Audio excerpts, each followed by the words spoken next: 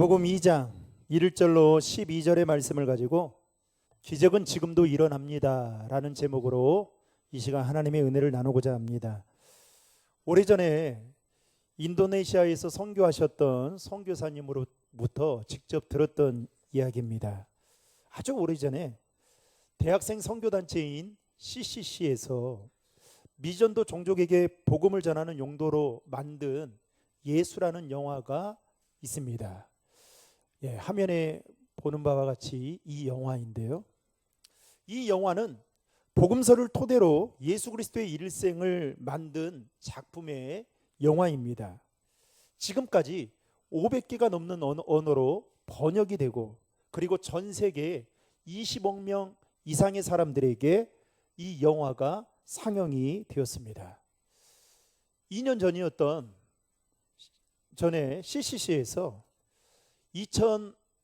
2025년까지 2천억 원을 투자해서 아이들을 위한 예수라는 애니메이션 영화를 만들겠다라고 다짐을 하기도 했죠. 그 정도로 많은 사람들이 이 예수라는 영화를 보았다라는 겁니다. 그런데 놀라운 것은 이 영화가 상영될 때 영화 속에 등장하는 예수 그리스도가 영화를 보는 사람들에게 실제로 임해서 그들의 삶을 바꿔놓는 기적과 같은 일들이 곳곳에서, 전 세계 곳곳에서 일어났다라는 증언들이 끊이지 않고 있다라는 겁니다. 그러면서 제가 들었던 이야기 중에, 인도네시아는 여러분 대표적으로 이슬람 국가 중에 하나입니다. 98년에 인도네시아에서 예수라는 영화를 상영하고 있을 때였습니다. 15살이라는 그 노비라는 이름을 가진 한 소녀가 있었는데요, 이 소녀는 생후 18개월 때에 자신의 아버지가 불붙은 석유 램프를 홧김에 집어 던지게 된 겁니다. 그러면서 그 불붙은 그 석유 램프 안에 있던 그 것들이, 유리가 깨지면서 유리 조각이 이 노비라는 소녀의 눈에 박히게 된 거예요. 그러면서 실명을 하게 되었습니다. 그런 노비를 딱하게 여겼던 외숙모가 있었습니다. 이 아이를 위해서 내가 해줄 수 있는 게 무엇일까? 그리고 이 15살밖에 되지 않으니까 그 일을 이유로 이 아이가 완전히 우울증에 빠져가지고 그냥 집에를 나오질 않는 거예요. 방 안에 앉아가지고 매일마다 우는 겁니다. 그래서 그 소식을 알고 애숙모가 이 아이를 위해서 내가 해줄 수 있는 게 무엇일까라고 생각을 하는 도중에 예수라는 영화가 상영된다는 소식을 듣게 됩니다. 그런데 이 애숙모는 예수를 믿는 사람이었어요. 그래서 이 조카를 데리고 그 현장으로 가야겠다라는 생각을 가지고 어느 날 그의 집에 찾아가게 됩니다. 그리고 그의 손을 잡고 영화가 상영하는 그곳에 자리를 앉혀줍니다. 그런데 여러분, 영화를 볼 수 있어야죠. 이 아이는 영화를 귀로만 듣고 있었습니다.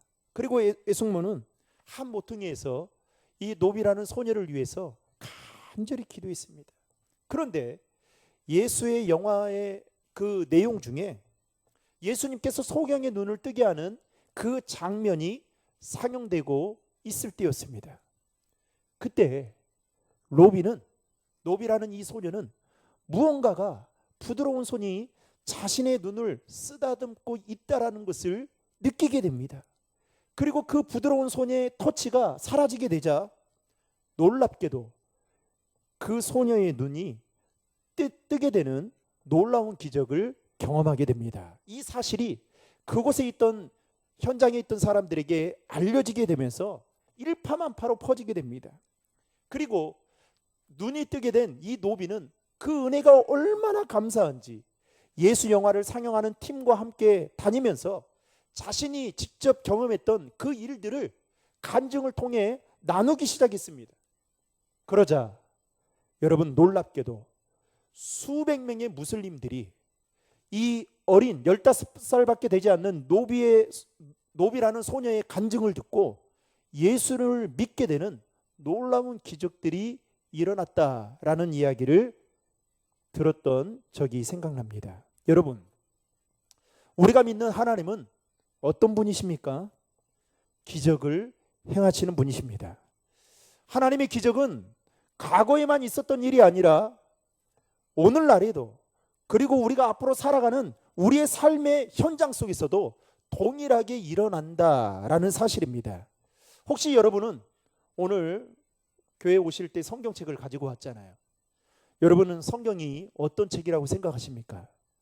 저는 성경이 어떤 책이냐라고 간단히 말한다면 성경은 기적의 책이다라고 말하고 싶습니다. 왜냐하면 구약 성경의 시작인 창세기에서부터 신약 성경의 마지막 부분인 요한계시록까지 모두 다 기적에 대한 이야기들로 가득 차 있기 때문이죠. 오늘 본문 말씀에도 보면 예수님이 행하신 기적에 대한 내용들이 소개가 되고 있는 것을 볼 수 있습니다. 오늘 말씀에 보면 예수님께서 가버나움 한 집에 들어가 머물고 계실 때 있었던 일을 소개하고 있습니다.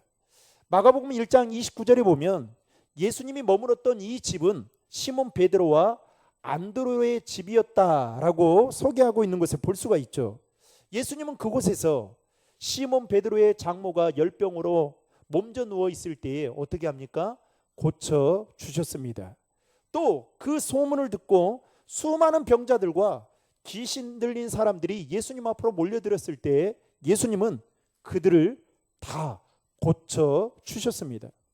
가버나움에서 이런 놀라운 기적들을 경험했던 사람들이 다시금 예수님께서 가버나움에 오셔서 머물고 있다라는 소식을 듣자 자신들의 병을 고침받기 위해 발 디딜 틈이 없을 정도로 수많은 사람들이 몰려들기 시작했습니다. 2절의 말씀을 다 함께 읽겠습니다. 많은 사람이 모여서 문 앞까지도 들어설 자리가 없게 되었는데 예수께서 그들에게 도를 말씀하시더니. 아멘. 아마도 그곳에 온 대다수의 사람들은 예수님이 전하는 말씀에 관심을 갖기보다는 예수님이 행하신 기적에 관심을 갖고 어떻게든 자신의 병을 고침받기 위해 찾아왔던 것이죠. 그러나 이와는 반대로 예수님을 모함하기 위해 그 현장에 왔던 자들도 있었습니다. 그들은 누구였느냐? 오늘 본문에 따르면 서기관들이었습니다. 종교 지도자들이었던 서기관들은 예수님이 말씀하신 그 한마디 한마디가 못마땅하고 또 예수님이 하시는 그 행동 하나하나가 그들의 눈에는 가시처럼 보여졌던 것입니다. 그래서 어떻게든 예수님의 흠을 잡아서 예수님을 곤란한 지경으로 몰아넣을까 서기관들은 그런 생각을 하고 있었던 것이죠. 문제는 예수님은 이러한 서기관들의 마음을 꿰뚫어 보시고 그 모든 것들을 다 알고 계셨다는 것입니다. 그런 상황 속에서 예수님은 중풍병자를 고치시는 기적을 행하시는데 예수님께서 그 기적을 행하신 이유가 무엇인지 저는 오늘 그 이유에 대해 오늘 말씀을 통해 그 은혜를 함께 두 가지로 나누고자 합니다. 첫 번째로 예수님께서 기적을 행하신 이유는 감동을 받으셨기 때문입니다. 가버나움에서 예수님이 행하신 일들이 순식간에 소문이 나면서 인산인해를 이룰 정도로 많은 사람들이 예수님이 머물고 계셨던 그 집 앞으로 몰려들었습니다. 바로 그때 예수님 앞으로 나아가고 싶어도 갈 수 없었던 사람이 있었는데 그는 바로 오늘 본문에서 소개하고 있는 한 중풍병자였습니다. 성경은 자세히 기록하지 않아서 모르겠지만 중풍병이 얼마나 심했던지 그는 자기 스스로 움직일 수 없을 조차 침상에 누워서 지내야만 하는 매우 딱한 상황에 처해 있었습니다. 그런데 그의 주변의 4명의 사람들이 그를 측은하게 생각하고 불쌍하게 여겼던 나머지 그를 예수님 앞으로 데리고 가려 했습니다. 그런데 문제는 예수님 주변에는 사람들이 너무 많이 모여 있어서 데려갈 수가 없는 상황이었던 것이죠. 그러자 4명의 사람들은 머리를 맞대고 고민하기 시작합니다. 그리고 고심 끝에 그를 데리고 지붕 위로 올라가게 되죠. 그리고 그 지붕을 뜯어내고 그가 누워있던 침상을 달아내렸습니다. 그 당시 일반적으로 이스라엘 지역 서민들의 집은 지금 우리가 살고 있는 집의 형태와는 매우 달랐습니다. 그림에서 보는 바와 같이 이스라엘의 집은 지붕이 평평하고, 그리고 지붕은 작은 나무들이 걸쳐 있고, 그리고 집으로 덮고, 그리고 그 위에 진흙을 발라 놓았습니다. 그렇기 때문에 힘이 들지 않아도 쉽게 지붕을 뜯어낼 수 있는 구조였습니다. 게다가 집 바깥에는 지붕으로 올라가는 계단이 있었습니다. 아무튼 지붕을 뜯어내는 일이 쉽다 하더라도 여러분, 지붕을 달아내리기 위해서 지붕을 뜯어낸다는 것은 대단한 믿음의 용기가 없지 않고서는 할 수 없는 행동이었던 것이죠. 게다가 4명의 사람들은 예수님께서 자신들이 데리고 온 중풍병자를 고쳐주실 것이다라는 믿음의 확신이 있어야만 이와 같은 행동을 보일 수 있었던 것입니다. 4명의 사람 중에 단 한 사람이라도 똑같은 생각이 아니다면 어떻게 해요? 그 일은 그렇게 하지 못했을 것입니다. 여러분, 지붕을 뜯어내고 병자를 예수님 앞으로 데려오는 것이 지극히 정상적인 방법은 아니죠. 만에 하나 예수님의 입장에서 한번 생각해 보십시오. 지금 몰려드는 무리들 앞에서 예수님은 말씀을 전하고 있습니다. 그런데 예수님이 지금 4명의 사람들이 지붕으로 올라가서 지붕을 뜯는 그 모습을 보면서 심기가 불편해하고 이것은 무례한 행동이다라고 본다면 여러분 어땠을까요? 아마도 매우 곤란했겠죠. 더욱이 그 4명의 사람들이 뜯어낸 그 지붕을 그 집의 주인이, 요즘에는 여러분 전세 월세에 사시는 분들은 못 하나도 못 박는다며요. 네? 그죠? 못 박으면 다시 원상복귀 해놓으라고. 그런데 여러분 한번 생각해 보세요. 그 집의 지붕을 뜯었어요. 그런데 그 집 주인이 다시 원상복귀 시켜 놓으라고 요구한다면 어떻게 해요? 기꺼이 그렇게 해야 되는 각오가 있을 때에만 이렇게 행동할 수 있는 행동이었습니다. 예수님이 머무는 그 집 앞에 수많은 사람들이 예수님 중심으로 모여 있으면서 숨을 죽여가며 지금 예수님의 말씀을 경청하고 있습니다. 그러면서 어떻게 예수님은 어떠한 기적을 행하실까, 모두가 거기에 초점을 맞추고 예수님께 시선을 두고 있을 그때에 갑자기 지붕에서 부스럭 소리가 들린다면 여러분 어떨까요? 우리 예배 드릴 때 아이들이 막 떠들면 신경이 쓰이잖아요. 그죠? 또 지붕에 있던 흙과 집, 나무들이 한꺼번에 벗겨지면서 아까 그림에서 보는 바와 같이 우수수 집 안으로 쏟아져 내리면 집 안 전체가 어떻게 될까요? 먼지 투성이가 되면서 그것을 바라보는 사람들의 반응이 여러분 어땠을까요? 아마도 좋은 시선으로 바라보지 않았을 것입니다. 그럼에도 불구하고 4명의 사람들은 포기하지 않고 지붕을 뜯어낸 후에 한 중풍병자가 누워있는 그 상을 예수님 앞으로 조심스럽게 달아내렸습니다. 여기서 우리가 눈여겨봐야 할 점은 예수님께서 4명의 사람들의 행동을 어떻게 보았느냐라는 것입니다. 여러분 5절의 말씀을 다 함께 읽겠습니다.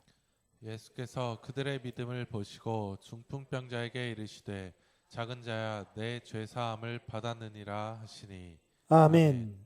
예수님께서 4명의 사람들의 행동을 무엇으로 보았습니까? 믿음으로 보았다라는 거에 우리는 주목해야 됩니다. 여러분, 중풍병자가 병 고침을 받는 것은 중풍병자의 믿음 때문이 아니었습니다. 5절에 읽었던 말씀처럼 그를 데리고 온 4명의 사람들의 믿음 때문에 고침을 받을 수 있었던 것입니다. 예수님은 그들의 행동을 믿음으로 보시고 감동을 크게 받으신 나머지 중풍병자를 고쳐 주셨던 것입니다. 성경에 보면 예수님을 감동시킨 믿음의 사람들에 대한 이야기가 여기저기에 소개되고 있습니다. 그 중에서도 한 사람을 들자면 마리아를 들고 싶습니다. 마리아는 자신이 평생 모은 비싼 향유 옥합을 깨뜨려서 예수님의 발에 붓고 자신의 머리털로 예수님의 발을 닦았습니다. 그리고 그 집안 전체가 향유 옥합 향기로 가득 차 있었습니다. 그런데 그 모습을 본 예수님의 제자였던 한 사람인 가룟 유다가 심기가 불편한 나머지 마리아에게 이렇게 말합니다. 이 향유를 300데나리온에 팔아 가난한 자들에게 나누어 주는 것이 더 바람직한 것이 아닌가라는 말로 마치 꼭 가난한 자들을 생각하며 말하는 것처럼 가룟 유다는 그렇게 말했습니다. 그러자 예수님이 마리아의 그 가룟 유다의 대답에 어떻게 대답하셨느냐? 여러분 마태복음 26장 13절의 말씀을 다 함께 읽겠습니다. 내가 진실로 너희에게 이르노니 온 천하에 어디서든지 이 복음이 전파되는 곳에서는 이 여자가 행한 일도 말하여 그를 기억하리라 하시니라. 아멘. 이 가룟 유다의 말에 예수님이 뭐라고 말씀하냐면 나는 한마디로 말하면 나는 너에게 감동을 받은 적이 없어. 나는 마리아가 한 행동에 엄청나게 감동을 받았다 라고 말하면서 뭐라고 말하냐? 복음이 전파되는 곳마다 이 여자가 행한 일을 말하게 해서 그를 뭐 하겠다고요? 기억하게. 여러분, 누군가가 나를 잊지 않고 기억한다는 것은 얼마나 큰 축복인지 모릅니다. 저도 사역을 하지만 좀 죄송하지만 가끔씩 모르는 전화를 받을 때가 있어요. 그런데 자신을 소개하지 않으면 모를 때가 있습니다. 전화번호가 저장이 되어 있지 않을 때도 있어요. 그러면 누군가 싶으면 제가 예전에 사역했던 교회에 집사님, 권사님, 장로님이 전화할 때가 있습니다. 그런데 생각이 잘 안 나요. 그러면 저도 얼마나 전화를 하면서 땀을 뻘뻘 흘리는지 모릅니다. 여러분, 그런데 한번 생각해 보십시오. 예수님이 이 마리아의 행동에 얼마나 크게 감동을 받았던지 이 여자가 행한 일을 말하게 해서 그를 기억하겠다라고 말하고 있는 그 모습을 보면 여러분, 우리는 예수님 앞에 정말 예수님의 기억에 선명한 사람으로 남기를 원하십니까? 아니면 이제는 그 기억이 달아 없어져 희미한 사람으로 여러분 남기를 원하십니까? 바라기는 저와 여러분도 마리아처럼 믿음으로 주님을 감동시키는 자들이 될 수 있기를 주님의 이름으로 축원합니다. 여러분, 누군가에게 감동을 주기 위해서는 지극히 평범해서는 안 돼요. 지난번에 설교했듯이 달라도 뭔가 달라야 돼요. 신앙생활 하는 데 있어서도 여러분 지극히 평범하면 안 돼요. 절대로 적당히 해서는 누군가에게 감동을 줄 수가 없습니다. 남들과 달라도 뭔가 달라야 됩니다. 예배를 드려도 남들과 달라야 돼요. 어떻게 해요? 감동을 줄 수 있을 만큼 달라야 됩니다. 그래서 여러분 예배 시작 전에 일찍 나오셔가지고 기도로 준비하셔야 돼요. 봉사를 해도 제가 우리 아이들한테도 늘 하는 이야기지만 여러분 시간이 남을 때 봉사하는 것은 봉사가 아니라 적선이다. 그건 누구나 다 할 수 있다. 요즘에는 애완견 봉사도 많이 다니더라. 그런데 여러분 교회 봉사 이걸 할 때 있어서도 어떻게 해요? 달라야 돼요.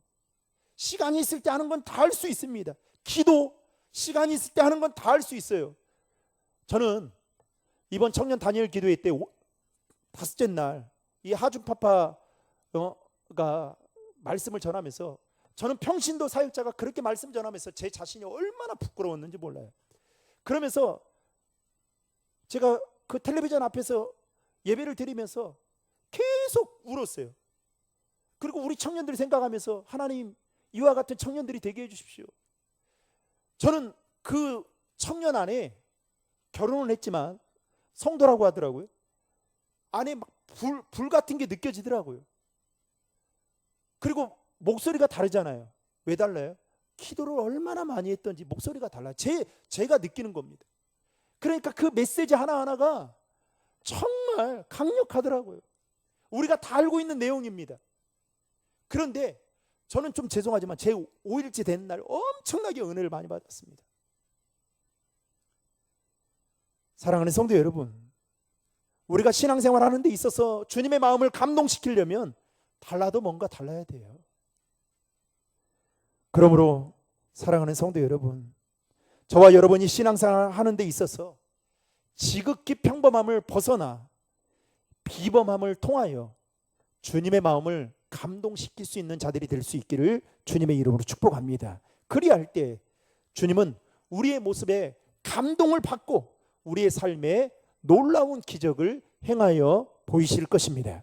둘째로 예수님께서 기적을 행하신 이유는 사랑의 마음 때문이었습니다.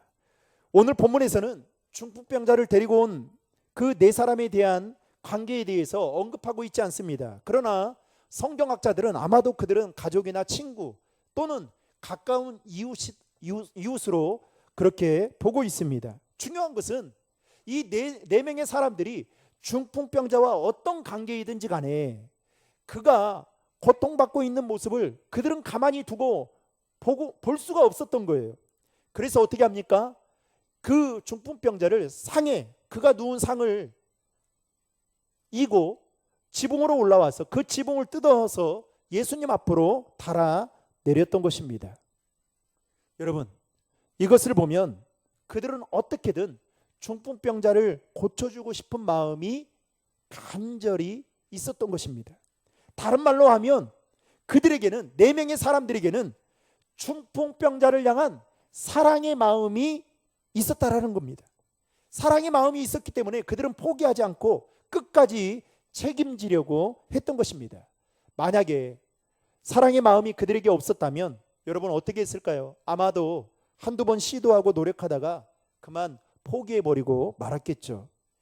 그들에게 사랑의 마음이 있으니까 기발한 방법이 떠올랐고 그 기발한 방법으로 주님 앞에 행동으로 보였을 때에 주님이 그 모습을 보고 감동을 받은 나머지 기적을 나타내 보이셨던 것입니다. 물론 예수님의 능력으로 중풍병자가 병고침을 받은 것은 사실이지만 예수님의 마음을 움직인 것은 네 명의 사람들 안에 있었던 그 중풍병자에 대한 사랑의 마음 때문이었습니다. 그래서 여러분, 사랑하는 곳에는 무엇이 일어나느냐? 기적이 일어나게 되는 것입니다. 하나님께서는 우리를 사랑하셔서 하나밖에 없는 독생자 예수 그리스도를 이 땅에 보내주셨습니다. 그리고 이 땅에 오신 예수님은 우리를 사랑하셔서 당신의 생명을 십자가에 기꺼이 내놓으실 정도로 우리를 이처럼 사랑하셨어요. 결국 그 사랑이 저와 여러분들을 살렸고 그 사랑이 우리에게 영원한 생명을 가져다 주었고 또 그 사랑이 저와 여러분들을, 죄인이었던 저와 여러분들을 하나님이 백성이 되게 만드는 놀라운 기적이 되었던 것입니다. 따라서 그런 사랑을 받은 우리도 네 명의 친구들처럼 하나님의 사랑을 흘러보낼 수 있어야 합니다. 아니, 우리가 주님의 사랑을 흘러보내는 그곳이야말로 하나님께서 일하시는 여러분 기적의 장소가 될 수 있다는 사실을 믿으시기를 바랍니다. 말씀을 맺고자 합니다. 사랑하는 신도림 중앙이 성도 여러분,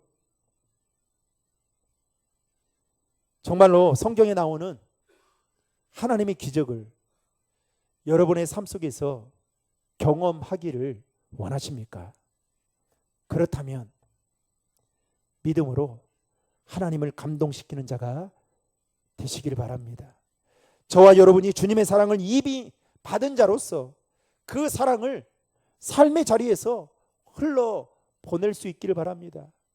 그 하준파파 그 청년 단일교대의 5번째 강사로 섬겼던 그분이 하시는 사역들이 사랑을 흘러보내는 사역이더라고요. 그분이 목표가 뭐였다고 해요? 돈 많이 버는 거였다고 하잖아요. 그런데 어떻게 해요? 지금 하고 있는 일은 자신의 목표와 전혀 다른, 오히려 자신에게 있는 것을 다 나누어주는, 사랑을 베푸는 그 일을 저는 정말 대단하다는 생각이 들어요. 사랑하는 성도 여러분, 예수님의 사랑이, 우리를 향한 예수님의 사랑이 없었다면 우리가 이 자리에 있을까요? 우리가 한시도 여러분 제대로 살아갈 수 있을까요? 그 사랑이 있었기에 저와 여러분들이 이 자리에 있는 것입니다. 또 우리는 그 사랑을 그래서 절대로 잊어버려서는 안 된다는 것이죠. 하나님은 오늘 또 우리의 삶에 기적을 행하시길 원하십니다.